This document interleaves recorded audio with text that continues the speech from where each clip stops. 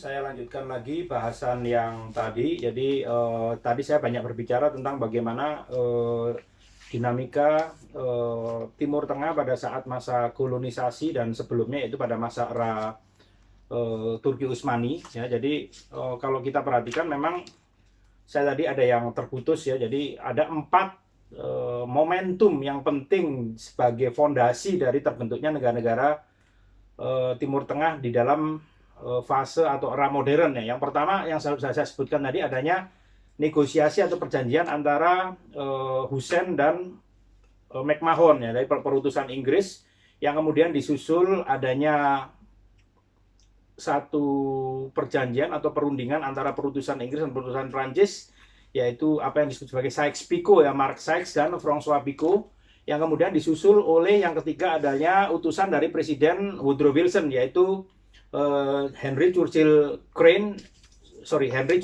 dan Robert Crane ya, yang dalam hal ini menjadi bagian dari keterlibatan awal Amerika Serikat sebagai sebuah kekuatan di dalam konstelasi politik internasional, di dalam dinamika politik di kawasan di Timur Tengah, yaitu menjelang terbentuknya negara-negara Timur Tengah pada fase modern.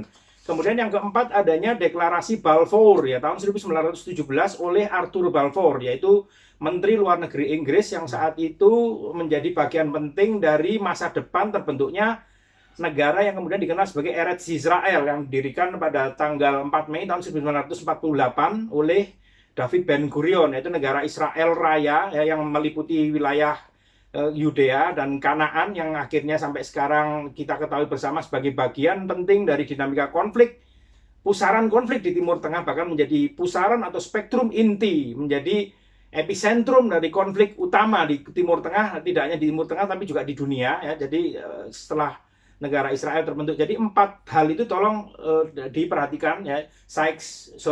Hussein McMahon, Sykes-Picot, kemudian yang ketiga adalah King Crane ya. Kemudian yang keempat adalah deklarasi Balfour atau Balfour Declaration tahun 1917. Jadi 4 hal inilah yang akan membentuk hubungan internasional di Timur Tengah pasca terjadinya Perang Dunia Pertama dan pasca terlepasnya negara-negara Timur Tengah, negara-negara Arab khususnya dari tangan Turki Utsmani. Dan kita langsung masuk ke bagaimana situasi di Timur Tengah setelah terjadinya antara dua perang, antara Perang Dunia Pertama dan Perang Dunia Kedua, dan kemudian setelah Perang Dunia Kedua.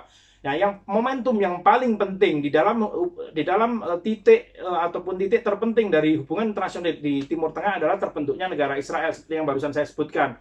Yaitu ketika ini menjadi sebuah persoalan, karena bagaimanapun juga ini terkait dengan berbagai macam kompleksitas masalah yang terjadi setelah berakhirnya Perang Dunia Pertama, yaitu karena Inggris gagal memenuhi janji mereka terhadap bangsa Arab, terhadap orang-orang Arab, untuk bagaimana orang-orang Arab diberikan kemudahan, diberikan keleluasaan dan ruang untuk mendirikan sebuah state ya, sebuah nation, yang meskipun demikian ini tidak lepas dari adanya sebuah polemik, adanya sebuah dilema yang cukup besar yang ketika itu terjadi, yaitu negara Arab seperti apa, model seperti apa, apakah monarki, apakah republik, dan bangsa Arab mana yang akan memimpin. Karena memang Arab sangat luas ya, kalau kita perhatikan dari 25 negara yang gugusan yang ada di Timur Tengah, gugusan negara-negara yang ada di Timur Tengah, maka kurang lebih sekitar 22 adalah negara-negara yang merepresentasikan sebagai negara Arab, karena mereka berbahasa Arab,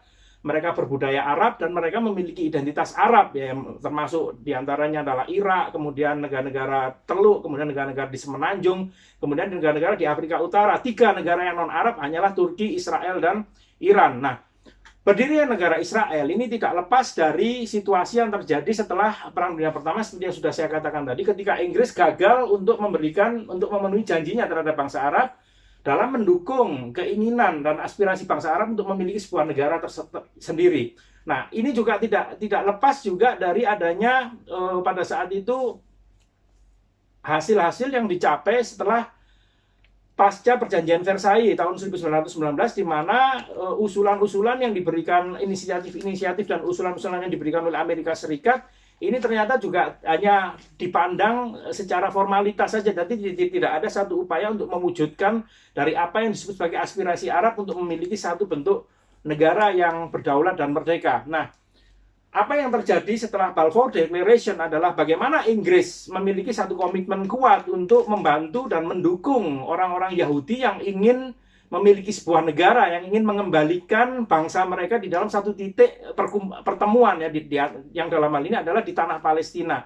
Dan memang proses imigrasi, proses migrasi orang-orang Yahudi memang sudah terjadi selama ratusan tahun ya, setelah terjadi masa pengusiran orang-orang Yahudi pada saat masa pemerintahan Ferdinand dan Isabella di Spanyol pada sekitar abad 15 sampai abad ke-20 ya, diperkirakan sudah kurang lebih sekitar 4 sampai 5 gelombang perjalanan orang-orang Yahudi kembali ke wilayah yang disebut sebagai tanah yang dijanjikan. Ya sebetulnya kalau mengusung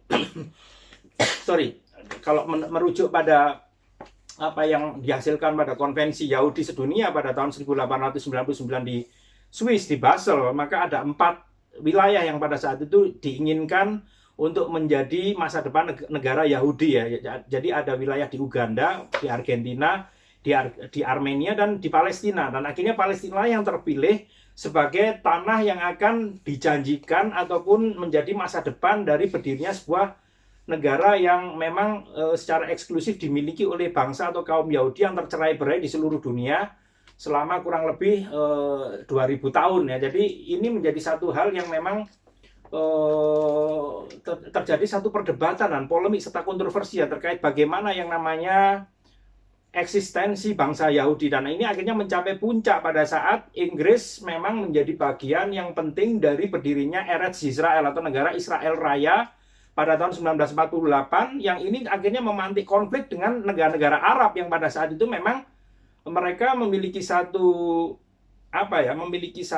harapan sekali untuk bisa mendapatkan pengakuan secara menyeluruh eksistensi mereka, terutama dari kelompok negara-negara kekuatan besar, termasuk dalam hal ini Inggris dan Amerika. Dan memang sayangnya apa-apa yang sudah dijanjikan oleh Inggris, apa-apa yang sudah dijanjikan di dalam kesepakatan antara Inggris, Prancis, dan terutama setelah lepasnya negara-negara Arab, bangsa-bangsa Arab itu dari tangan Turki Utsmani, ternyata tidak pernah menjadi kenyataan. Plus penderitaan Arab semakin mendalam ketika ternyata pemerintahan Amerika Serikat yang ada setelah Perang Dunia Kedua, yaitu Harry Truman, ternyata memutuskan untuk turut mengakui dan mendukung berdirinya negara Israel Raya. Dan ini memang bukan menjadi satu hal yang mengherankan, karena kedekatan Presiden Harry Truman dari Partai Demokrat yang memang dikenal sangat dekat dengan lobi Yahudi. Jadi ini seperti sebuah circle of evil ya, sebuah lingkaran setan ya, karena memang akhirnya pemerintahan Amerika selanjutnya memang akhirnya tidak mau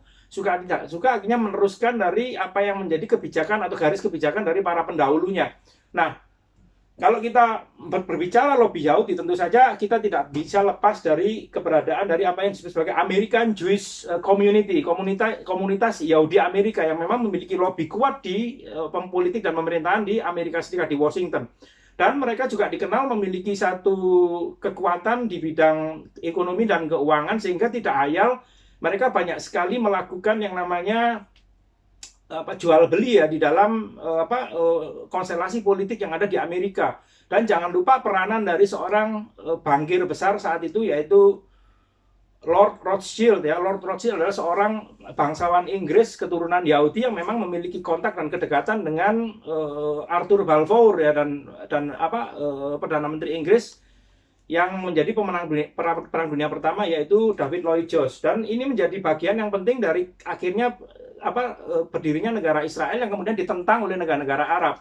Selain itu juga di Amerika yang tidak kalah penting adalah keberadaan sebuah organisasi yang namanya AIPAC ya, Amerika Israel Public Affairs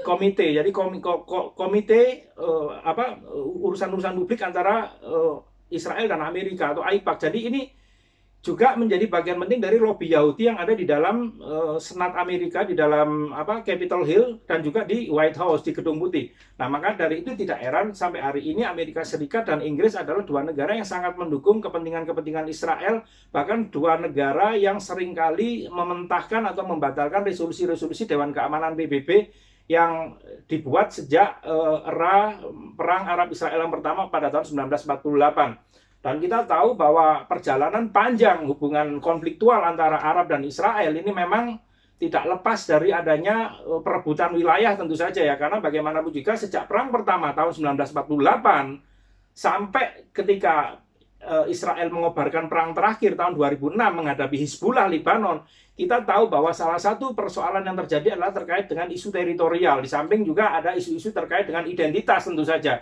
Nah, inilah yang akan juga semakin memperberat konflik atau memperberat pusaran spektrum konflik di Timur Tengah, dan ini menjadi catatan yang penting dan mungkin paling penting di dalam perjalanan panjang sejarah hubungan internasional di Timur Tengah ya. Jadi perang Arab Israel ini yang pertama tahun 1948, kemudian yang kedua adalah perang 1956 yang terkenal dengan kebijakan nasionalisasi yang dibuat oleh Jamal Abdul Nasir terhadap terusan Suez yang kemudian memicu krisis antara Mesir melawan Inggris, Prancis, dan Israel. Yang ketiga adalah perang tahun 1967. Di sini adalah merupakan perang yang paling bisa dibilang perang yang paling memalukan ya bagi bangsa Arab, karena bangsa Arab dalam hal ini Mesir, kemudian Suriah, kemudian Irak, kemudian Yordania mengalami kekalahan total ya dari kekuatan Israel, dan akhirnya Israel berhasil melakukan aneksasi terhadap jalur Gaza, terhadap tepi barat, kemudian terhadap dataran tinggi Golan yang semula dimiliki oleh Yordania dan Suriah. Jadi ini perang yang ketiga. Yang keempat adalah perang tahun 1973, perang Yom Kippur, yang sedikit banyak ini agak menaikkan gengsi bangsa Arab karena Mesir mulai bisa mengimbangi kekuatan militer Israel ya dengan serangan mendadak pada tahun itu pada hari Yom Kippur. Yom Kippur adalah salah satu hari ritual keagamaan Yahudi yang paling penting. Kemudian juga disusul oleh perang Libanon, di sela-sela perang Libanon antara 1975 sampai 1989, Israel juga mulai masuk di dalam pusaran perang yang ada di Libanon dengan melibatkan diri dalam bentuk operasi militer, sehingga ini semakin menambah kerumitan konflik yang terjadi di Timur Tengah. Kemudian ada perang-perang selanjutnya, di mana operasi-operasi militer Israel melakukan operasi militer sampai akhirnya mencapai puncaknya pada saat perang melawan Hizbullah pada tahun 2006, yang juga ini menjadi bagian penting dari prestis bangsa Arab ya, karena bagaimanapun juga pada saat perang itu Hizbullah berhasil menaikkan moral bangsa-bangsa Arab karena dipandang berhasil menggapai kemenangan terhadap yang namanya kekuatan militer Israel yang nyaris bisa dibilang tidak terkalahkan oleh Arab sejak tahun 1948. Yang kemudian juga tidak kalah penting adalah dalam proses hubungan internasional di Timur Tengah adalah keterlibatan negara-negara superpower, negara-negara besar, termasuk Amerika Serikat dan Uni Soviet, yang mana tentu saja Amerika Serikat selama Perang Dingin kita sudah mengenal dengan kebijakan containment-nya yang terutama terkait dengan beberapa kebijakan presiden ya, terutama presiden yang memang memiliki titik perhatian, fokus perhatian terkait dengan isu-isu di Timur Tengah, termasuk diantaranya adalah Presiden Truman, kemudian Presiden Dwight David Eisenhower, kemudian juga Presiden Richard Nixon, dan kemudian Presiden Jimmy Carter, kemudian juga Presiden Ronald Reagan, yang memang memiliki satu kepentingan yang khusus ya terhadap Timur Tengah ya. Nanti akan kita bicarakan yang mana secara garis besar kepentingan Amerika Serikat di Timur Tengah meliputi 3 hal ya. Yang pertama terkait dengan perang melawan komunisme, yang kedua terkait dengan energi dan minyak, yang ketiga terkait dengan keamanan Israel. Jadi ada 3 itu, tolong diperhatikan. Perang melawan komunisme, kemudian terkait dengan akses energi dan minyak bumi, yang ketiga adalah terkait dengan keamanan Israel. Itu adalah misi ataupun kepentingan Amerika Serikat, kepentingan strategis Amerika Serikat di Timur Tengah. Dan jangan lupa, yang menemukan kata Timur Tengah adalah seorang penasihat Presiden Theodore Roosevelt, yaitu Alfred Thayer Mahan, seorang pemikir geopolitik yang terkenal dengan sebutan sea land ya. Jadi kekuatan laut, sea power ya, sea land and sea power. Jadi bagaimana Alfred Thayer Mahan menjadi bagian penting dari pemikir yang sangat menitik beratkan kekuatan geopolitik itu ada di wilayah perairan ya. Oke, jadi keterlibatan negara-negara besar, demikian juga dengan Uni Soviet pada saat itu. Ketika itu Uni Soviet memang tidak memiliki sekutu yang seideologi dengan mereka, yaitu ideologi komunis, karena memang tidak ada satupun negara Timur Tengah yang memiliki paham komunis ya. Ini murni karena sebuah kepentingan geostrategi dalam rangka untuk melakukan proxy war melawan Amerika Serikat ya. Tentu saja sekutu Uni Soviet yang bukan negara komunis di Timur Tengah. Ada Aljazair di sana, kemudian ada Yaman, Yaman Selatan ya, pada saat itu masih terpisah Yaman Utara, Yaman Selatan.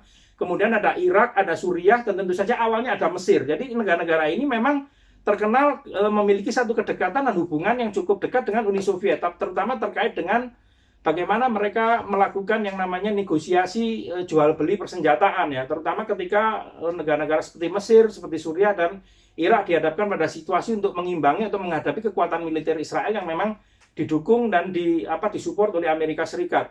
Jadi sebetulnya kalau kita perhatikan kepentingan Uni Soviet di Timur Tengah bukan masalah ideologi, tapi masalah strategi, termasuk masalah penjualan senjata. Karena memang ideologi komunis adalah ideologi yang memang dalam perang dingin, kawasan yang satu-satunya yang di mana komunis tidak laku itu adalah Timur Tengah ya. Jadi memang secara tradisional, secara historis, memang Partai Komunis meskipun ada di Timur Tengah, tapi tidak sekuat seperti di Asia Tenggara ataupun di Asia Selatan atau seperti di Amerika Latin atau seperti di Afrika. Jadi memang Timur Tengah memang lebih menonjol kelompok sosialis atau partai sosialis yang dalam hal ini mereka campurkan dengan yang namanya ideologi atau pemikiran nasionalis. Di sana ada yang namanya Partai Ba'ath misalnya yang didirikan oleh Michel Aflaq dan Salahuddin Bintar ya dari Syria yang nanti akan menjadi bagian dari ruling party yang ada di Syria sampai hari ini dan Irak pada saat era Saddam Hussein pada saat itu. Mereka adalah orang-orang yang tergolong memiliki ideologi Ba'athisme ya. Ba'ath artinya kebangkitan ya. Jadi